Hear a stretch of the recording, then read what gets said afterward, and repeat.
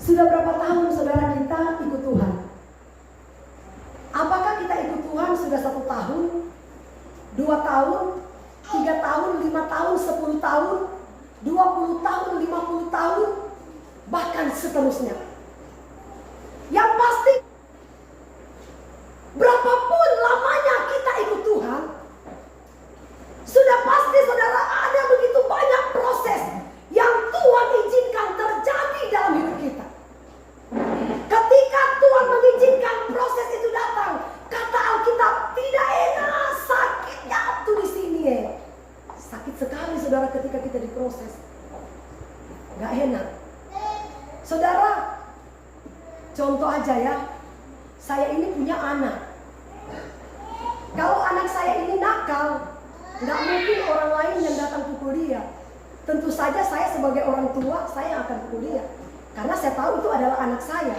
Iya kan? Firman Tuhan katakan begini, kalau kita ini dianggap sebagai anak, kalau kita nakal, kalau kita menyimpang, kalau kita jauh dari Tuhan, dia katakan, kalau kamu nakal, aku pasti akan pukul kamu. Karena kita ini dianggap sebagai anak. Artinya kita ini bukan anak-anak gampangan. Saudara, kalau anak-anak gampangan, atau ketika saudara saya memanjakan anak saya ya, Mama, ayolah Mama, mintalah aku pisau. Padahal anak itu masih 1 tahun atau 2 tahun lah. Karena saking saya sayang dan cintanya sama anakku. Ini nah, kira-kira saudara saya tanya, kalau anak 2 tahun dia minta pisau saya kasih, kira-kira itu bisa mencelakakan dia atau tidak? Bisa celakakan? Bisa. Ya. Saudara, makanya Alkitab katakan, kalau kita ini dianggap sebagai anak, kalau kita nakal, kalau kita menyimpang, ya, Tuhan katakan, lebih baik aku pukul kamu, lebih baik aku hajar kamu. Kenapa? Kalau aku tidak pernah hajar kamu, kalau aku tidak pernah pukul kamu, kamu akan semakin nakal, semakin jauh dari Tuhan. Begitu juga dengan anak saya. Kalau saya manjakan dia terus, pasti dia akan tambah nakal, bukan tambah baik. Betul nggak? Firman Tuhan katakan begini saudara, pukullah anakmu ketika dia nakal. Karena apa? Di ujung cemeti itu ada emas. Bukan berarti saudara ketika saya pukul anak saya menginginkan kematian yang enggak. Ya. Saya pukul dia supaya dia itu bisa tobat. Ada orang tua pukul anak, sampai anaknya meninggal. Ya, saya berulang kali saudara nonton di YouTube, mereka viralkan orang tuanya memukul anaknya sampai dilemparkan ke tembok, pecah ini, mati. Saya bilang luar biasa orang tua seperti inilah. Saudara, yang Alkitab ajarkan, kita mengajar anak itu bukan berarti kita menginginkan kematiannya. Kita mengajar dia supaya dia tobat. Amin. Itu yang Alkitab katakan saudara. Ya, coba kita terus ayat ini. Dia katakan begini, ayat yang ke-6. Coba adik-adik Santi bacakan buat Tuhan. Ibrani 12 pasal yang ke-6. Karena Tuhan mengajar orang yang dikasihinya dan dia menyesal orang yang diakuinya sebagai anak. Ya kan? Ini Tuhan yang bilang saudara bukan saya. Ya. Dia bilang karena Tuhan itu menghajar orang yang dikasihinya. Saudara, terkadang kita berpikir begini. Tanda Tuhan mengasihi, kalau kita berdoa, Tuhan jawab. Tuhan, saya minta motor, ini nak. Tuhan, saya minta berkat, ini nak. Saudara, tanda Tuhan mengasihi bukan dengan cara begitu. Coba tampilkan dulu ayatnya. Barang siapa ku kasihi dia ditegur dan ku hajar. Wahyu. Saudara lihat ya, ini cara Tuhan mendidik anak-anaknya. Saya percaya saudara dan saya adalah merupakan anak-anak Tuhan. Amin. Jadi kalau saudara masalah itu datang dalam hidup kita, jangan pernah kita berpikir bahwa Tuhan tidak sayang dengan kita. Justru karena Tuhan sayang, makanya Tuhan izinkan masalah itu datang. Amin. Dia bilang begini saudara. Kita bacanya sama-sama. Dalam nama Yesus 1, 2, 3. Barang siapa aku kasihi, saudara yang baca. Terus. Ya kan? Barang siapa aku kasihi. Ini nak berkatnya, bukan itu. Dia bilang bilang, barang siapa aku kasih, ku hajar. Ya kan? Kalau sudah hajar, tidak bertobat, dia bilang begini saudara ya. Oh, pertama aku tegur. Kalau sudah ditegur tidak bertobat, lebih baik ku hajar. Ini cara Tuhan mengasihi kita. Amin. Aduh, galak sekali wanita ini Tuhan. Oh, bukan dia galak. Saudara, seperti yang saya kasih contoh tadi. Sudah tahu-tahu pisau itu bisa mencelakakan anak umur 2 tahun, saya kasih. Ya, dia bisa tusuk orang atau dia bisa tusuk dirinya sendiri. Kayak ada saudara di kampung saya ya. Anak masih SD kelas 1. Mereka itu main pensil. Pensil itu sudah ditajamin. Akhirnya karena mereka dua berkelahi, akhirnya dia tusuk mata temannya. Sampai sekarang anak itu cantik sekali tapi sudah buta mata dia. Dia mungkin sudah lulus SMA. Jadi kalau saya pulang kampung saya lihat anak itu, aduh kasihan sekali. Padahal cantik sekali anak itu, putih, tapi matanya sudah buta. Mata satu ditusuk, mata dua-duanya kena, saraf-sarafnya kena, dia buta. Nah itulah saudara. Ibrani pasal 12 ayat 7. Allah memperlakukan kamu seperti anak. Manakah terdapat anak yang tidak dihajar oleh ayahnya? Tetapi jikalau kamu bebas dari ganjaran yang harus diderita setiap orang, maka kamu bukanlah anak, tetapi anak-anak gampang. Iya kan? Saudara, firman Tuhan katakan, kalau kita dianggap sebagai anak, kalau kita nakal dia pukul. Tapi kalau kita saudara sudah nakal, dia tidak hajar, dia tidak pukul, Tuhan bilang, berarti kita anak-anak gampangan. Amin. Untuk itu mari saudara, jangan pernah kita menjadi anak gampangan. Ya. Masalah bertubi-tubi boleh datang dalam hidup kita. Anggaplah itu ajaran Tuhan dalam hidup kita, supaya kita sadar, supaya kita bertobat, supaya kita datang kepada Tuhan. Karena saya percaya saudara, kalau kita sudah datang kepada Tuhan, tidak ada perkara yang mustahil. Tuhan pasti akan memulihkan hidup kita. Amin. Saudara, satu ketika datanglah satu anak muda sama saya. Dia bilang begini, Ibu Pendeta, saya ini Bu pacaran sudah 10 tahun. Tapi setiap kali Bu saya dipukul oleh pacarnya sampai babak belur. Terus kamu masih bertahan dengan dia. Bu, bagaimana Bu? Saya kan cinta sekali sama dia. Saya sayang sekali sama dia, Bu. Ya sudah, kalau kamu mau dipukul terus, pertahankan, ya kan? Kan mau dipukul. Tapi kalau kamu tidak mau dipukul, mukul belum terlanjur, putuskan. Kamu belum menikah, Tuhan sudah perlihatkan kelakuannya sama kamu. Masih banyak laki-laki baik yang lebih baik dari dia. Amin. Saudara, Tuhan sudah memperlihatkan jelas-jelas. Saya bilang, sebenarnya kamu harus bersyukur. Kenapa? Tuhan sudah memperlihatkan kelakuannya sebelum kamu menikah. Sebab apa? Kalau kamu sudah menikah, gak mungkin lagi kamu pisah. Iya kan? Tapi sebelum menikah, belum terlanjur, lebih baik putuskan. Iya kan? Yang pasti saya mau kasih tahu, kalau mencari jodoh, datanglah kepada Tuhan bertanya, Tuhan, di mana tulang rusuk saya Tuhan? Tolong saya Tuhan, saya ini sudah lama, saya ini sudah 30 tahun belum dapat jodoh. Tiba-tiba saudara, ini kesaksian saudara ya, kesaksian nyata.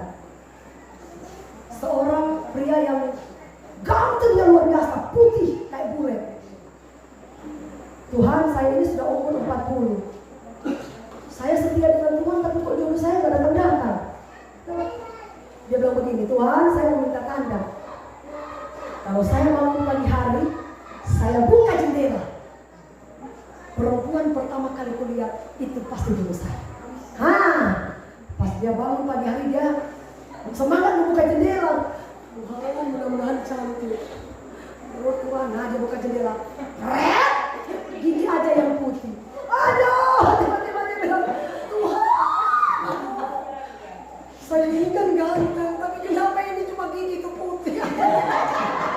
Akhirnya saudara tahu lah, Tuhan bilang begini, kamu kan minta tanda.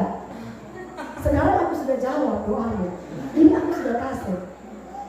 Tapi Tuhan jangan begitulah Tuhan, harus sepadanlah dengan saya. Nanti apa kata teman-teman saya? Kok seperti ini yang Tuhan kasih? Tuhan bilang itu yang cocok, nggak ada yang lain itu. Akhirnya saudara dia nurut apa kata Tuhan. Ya. Saudara, saya mau kasih tahu ya, Mau kita hitam, mau kita putih, kita adalah ciptaan Tuhan. Amin. Tiba-tiba Resanti cantik Tuhan kasih, gigi ada yang putih. Kira-kira kamu gimana? Resanti jawab dengan jujur. Mau nggak? Deh.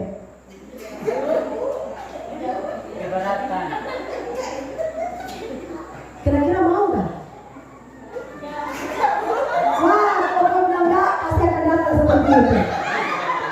Karena ingat saudara ya, justru apa yang kita tidak mau, Tuhan bilang ini yang aku beri.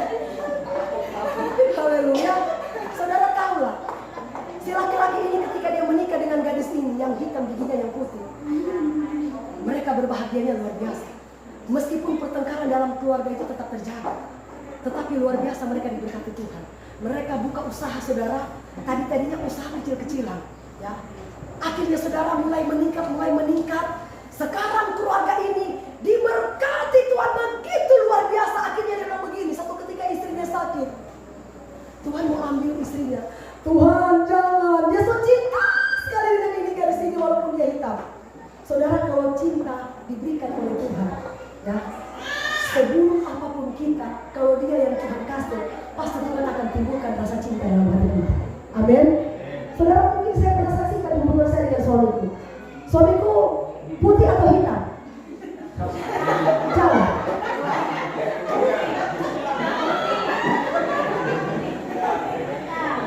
Resanti, suamiku putih atau hitam?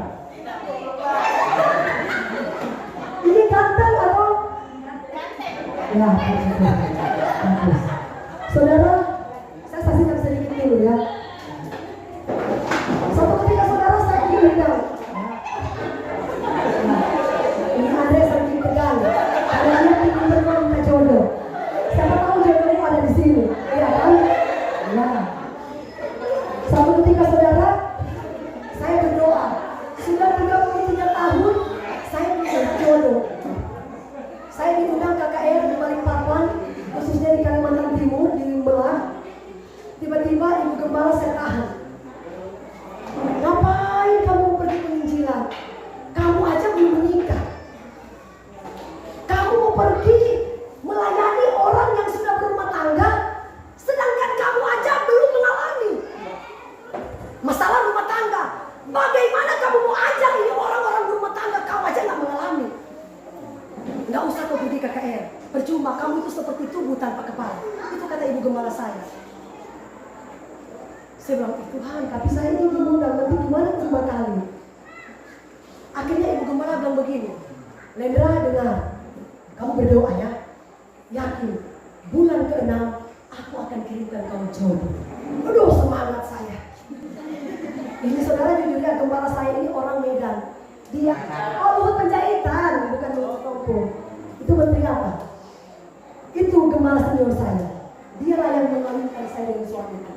Adik kandung Luhut Penjahitan. Menteri apa? Menteri apa Regina? Menteri Kelautan. Ya kan? Saudara, dia memang dipakai Tuhan luar biasa. Dia bilang begini, bulan ke-6 Tuhan akan berikan kamu jodoh. Kamu berdoa aja, puasa. Waduh, saya senang. Biar aja Allah tahu. Yang penting, ini ibu gembala katakan Tuhan mau kasih saya jodoh. Saya berdoa puasa, saya sungguh-sungguh, tiba-tiba HP ku berdering tepat di bulan ke-6. Teng teng teng teng teng teng. Halo, ini Lendra ya? Oh iya benar. Saya ini Daniel. Kamu tahu dari mana nama saya? Oh ada temanku, kasih kenal. Kamu sama saya. Aku ambil HP-mu makanya aku telepon. Katanya kamu lagi cari-cari jodoh ya? Saya bilang, ya bisa ngomong begitu dalam hatiku ya. Saya bilang begini sama dia, jujur ya. Saya ini berdoa sama Tuhan. Saya cari suami, bukan cari pacar. Kalau pacar bisa jatuh, ya kan? Saya bilang, saya cari suami bukan cari pacar. Tiba-tiba dia balas, oh sama, saya juga cari istri bukan cari pacar. Wah, oh. Saudara, janjian. Saya bilang begini, kalau kamu serius, kamu datang ya. Saya ada di Kalimantan Timur. Kebetulan di Palangkaraya. Datang dia saudara, saking nekat. Sebelum dia datang, sedikit-sedikit dia telepon. Sayang, sudah makan? Mau beol, sayang, mau beol. Pokoknya setiap menit nanti telepon, belum pernah habis. Ya. Tiba-tiba dia datang. Papa saya bilang begini, Lendra, memang orang mana yang telepon-telepon kamu setiap hari? Katanya si Pak orang Kupang. Saya minta maaf buat orang Kupang, ya saya tidak menyinggung. Ini kesaksian saya yang nyata yang saya alami, ya. Bapak saya bilang begini, orang Kupang. Coba kamu lihat tuh di gereja itu orang alor hitam, itu bapak saya. Akhirnya saya mulai ciut. Ya Tuhan, jangan-jangan dia datang seperti ini, aduh. Nah, saudara tahu lah. Tiba-tiba dia datang, betul. Dia telepon saya, dia ada di jembatan. Matahari, jembatan ini Hotel Bakti. Dia telepon saya, sayang kamu sudah di mana? Saya bilang iya tunggu. Saya sudah dekat, tapi saya takut ketemu. Saya bilang Tuhan, saya mau lihat dulu dia dari jarak jauh. Kalau saya lihat dia ada terang-terang sedikit, saya pasti maju. Tapi kalau dia gelap, ada. Saudara tahu loh, ini dia di atas jembatan. Saya mau naik di jembatan. Dia telepon di atas jembatan. Pas dia bilang begini, saya di bawah saya begini. Darah Yesus, jangan sampai dia itu. Saudara dia mungkin ini sudah ganteng, saya sudah bikin ganteng. Tapi waktu dia jumpa saya, hitam pekat. Ya. Pokoknya aduh kita saya bukan menjelekkan, tidak, ini kesaksian. Namanya kita punya perasaan. Ini daging boleh muncul, ya kan? Saya bilang begini, Tuhan nggak ada yang lain kan? Aduh Tuhan. Akhirnya saya sportif, saya naik ke atas. Dia langsung bilang begini, Lendra ya? Oh iya kamu berarti ya? Ya. Tiba-tiba dia tahu bahwa saya tidak mau. Dia bilang begini, ingat ya, kamu sudah janji. Kalau saya datang, kamu akan terima saya apa adanya. Aduh Tuhan.